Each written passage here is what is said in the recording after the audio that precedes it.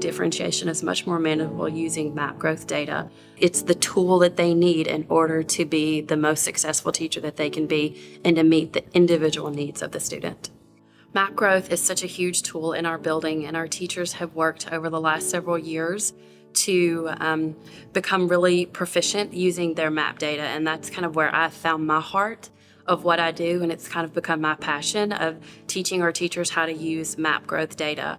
When you have a new teacher or a teacher who is struggling, they can still be that cream of the crop because they can use that map growth information to help guide and help their teaching become so much more strategic, because they can use the information it gives them to see, are they growing, are they making progress, especially in an upper grade student that may be a third or fourth grader and they're lagging 2 years worth of data or 2 years worth of instruction and skills that are needed. And so the teacher doesn't have to guess, and they don't have to spin their wheels and try to teach them a grade level concept when they don't have the prerequisite skills. So it helps every teacher be a strategic rock star in their classroom.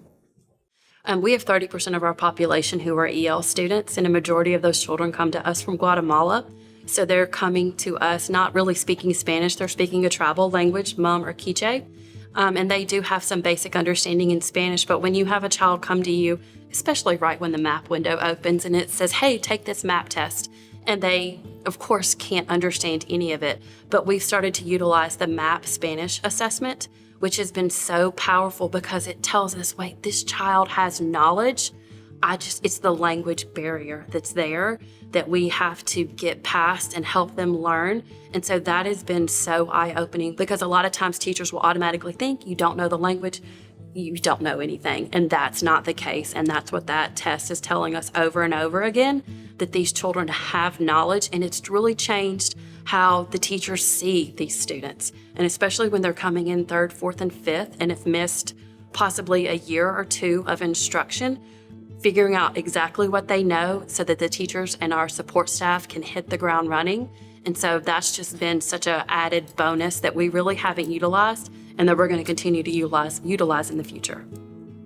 You know, you're not going to just talk louder. You're not going to talk slower because the child doesn't know the language. You're going to actually talk and teach them exactly what they need to know. And then it's helped kind of our interventionists to pinpoint where to start with them. Because for some it is, I've got to go back to A at Apple. But for some, they have such knowledge in their home language, it's just getting it to transfer over. And by the end of the year, we have seen children's remarkable growth because we've utilized MAP, Spanish assessment, and then we started to incorporate in the growth assessment the longer that they've been with us. What do you love about your job? I love everything about my job, but I would say the students. Who doesn't love the students every single day, looking at them, watching them grow into these amazing little humans? The teachers, being able to support them, not only professionally, but also personally, and then our families, loving on them and helping them be the best parents that they can be, and to support their child and to do what it takes to make just a cohesive unit between all three of us, the teacher, the student, the administration, the parent, and just making them to, when they leave us, that their story's just beginning and we've set them up for a beautiful story.